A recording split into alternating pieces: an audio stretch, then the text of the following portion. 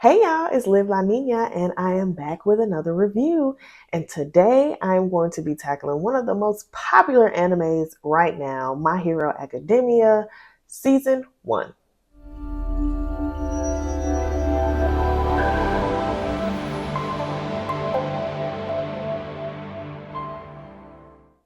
Okay, so as you know, I did a review for the newest My Hero Academia film that may or may not still be out, maybe not. But My Hero Academia is one of the longer animes, so I am going to take this one season by season, so just bear with me. So, season one, we are introduced to a world where most people have quirks, which is, superpower abilities.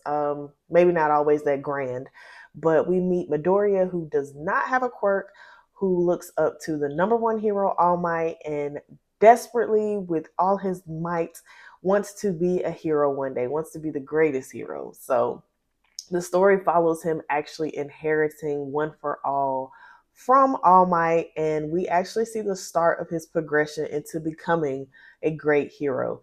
So the major conflict in season one is during a field exercise at UA High for the hero class 1A, which is Midoriya's class. He actually, the class actually encounters the League of Villains and is essentially saved by All Might. So that's just a brief synopsis of season one. This actually starts kind of the decline of All Might as the number one hero for a couple reasons, but we'll get into that. Just as a FYI, I probably am going to go back and forth between calling Midoriya and Deku, which he actually chooses as his hero name. But it just depends. But just know there's no reason why I use one or the other. Just whatever comes out when I'm talking. So, number one, how does the main character balance independence and teamwork? He gets a 9 for this. Midori is all about the team, all about helping people. He extensively studies his opponents and even his friends. You'll see him muttering out loud, writing it down in a journal. He's very meticulous in that regard. But the reason he doesn't get a 10 is because I feel like he doesn't always take into account the consequences for his actions. And we see this when he runs in to save Bakugo from a villain, even before he gets One for All. So at this point, he's quirkless. He's just a regular person, and he's running in trying to save someone from a villain, which could be detrimental. But like I said, it's because he cares so much about people. Is the story consistently exciting and well paced? 10. Just a small disclaimer, I did say if any show ever gets like a 10 overall, it's going to be this one, but not season one. So season one's pretty short. It's one of the shorter ones. It's only 13 episodes, so it moves pretty quickly. We see Midoriya get the quirk and start adapting to it very fast, and we get the major conflict with the League of Villains as well. Do the subplots enhance the main character's motivation and overall story? This one we give it an 8. Give it an 8. Because we don't get a whole lot of subplots just in this first season. It is short. But there, trust me, there's plenty that develop. But just for season one, not really yet. But we do see the internal between Midoriya feeling as though he wants to be a hero, even though he was born without a quirk, and that kind of motivates him. And then we see the start of the relationship between Bakugo and Deku, which continues to evolve. It's still evolving even now. And then we also see how Midoriya shapes his heroship behind the people that inspire him. So that starts with All Might. It ends up being a lot of other people, but it does start with All Might. So for now, 8 is pretty good because there's definitely room to grow there. Are the antagonists well developed? This one, I give it a 6 because not yet. It's season one, so it's still early. There's still plenty of antagonists to go. There's still plenty of backstory to go, but we do get the League of Villains. But even some of those people in there, we really don't even find out a lot about them until close to the end of the show. So 6 is fair. Yeah, we know who they are, not a whole lot about them yet.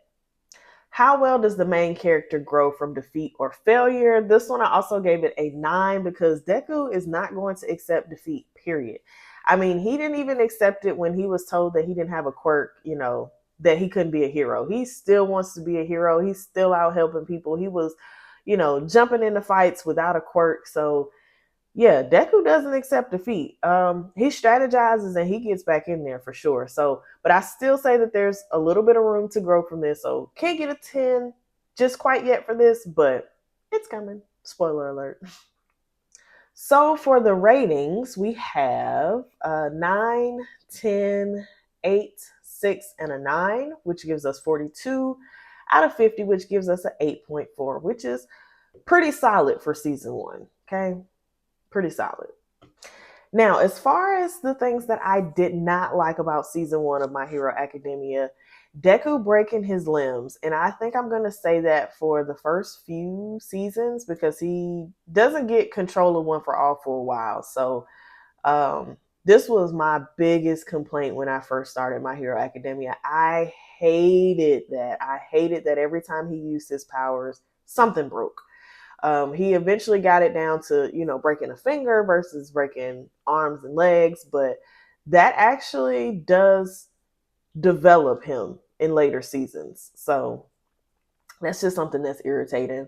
The antagonists were just kind of thrown on us, honestly. And it seemed a bit serious and unfair to the students because, I mean, they just started UA High, they're in class 1A, they're just now in the hero course. But I guess crime waits for no one, I'm somebody, and I feel like this kind of manifests itself in why I like romance comedies, well, romance anime so much, but specifically romance comedies, because I like happy stories, I like happy endings, because I feel like in real life we get enough of death, we get enough of violence, we get enough of, corruption. We get that in real life. So when I watch shows, I try to escape from that, right? So this was just serious. I was like, dang, these kids just started and they already going up against a whole league of villains. It was crazy, but it is what it is. And at least All Might was there to save them, of course, because otherwise My Hero Academia would have been a lot shorter. Now, as far as things that I did like, so of course I'm going to say the pacing because some of the later seasons of My Hero Academia, they do slow down. It does take a lot more than 13 episodes to resolve a situation. But for this one, the pacing was really good. And it's super easy to root for Deku. I know I have a lot of friends who their favorite character of an anime is usually not the main character. But to me, Deku is pretty easy to root for. Like, you want to see him become a hero. You want to see him overcome things. You're kind of sad to see him cry about not having a quirk as a kid. Um, and ironically, I do like Deku's quirkiness. Pun absolutely intended. You see him muttering to himself, talking to himself, just kind of mumbling going on. But it makes him a likable character because we have to remember that Deku is still a kid. So these are kids in school, training to become heroes, but they start out very young. Um, and then I like that there's an ensemble of the other students because over the course of the show, we do get to see more than just Deku grow and evolve. And it can be kind of hard to do that when you have something like a class where there's a good group of students that are kind of the main focus. But My Hero Academia actually does that very, very well. So all in all, My Hero Academia season one seems like forever ago, but it was definitely a good season. And if you have patience, because like I said, Deku is going to break a lot of things for a long time, but if you have patience and you can get through that, it is definitely a worthwhile series. I'm super excited to review these season by season because I think that there's highs and lows for each one. Um, but yeah, for sure, definitely a good action to get into. If you're new to anime or you just don't know what to watch, I would recommend My Hero Academia if you have not seen it yet. So I will be doing the rest of the seasons in the coming weeks, months, probably weeks. But thank you all. And again, make sure you like, comment, and subscribe. See you soon.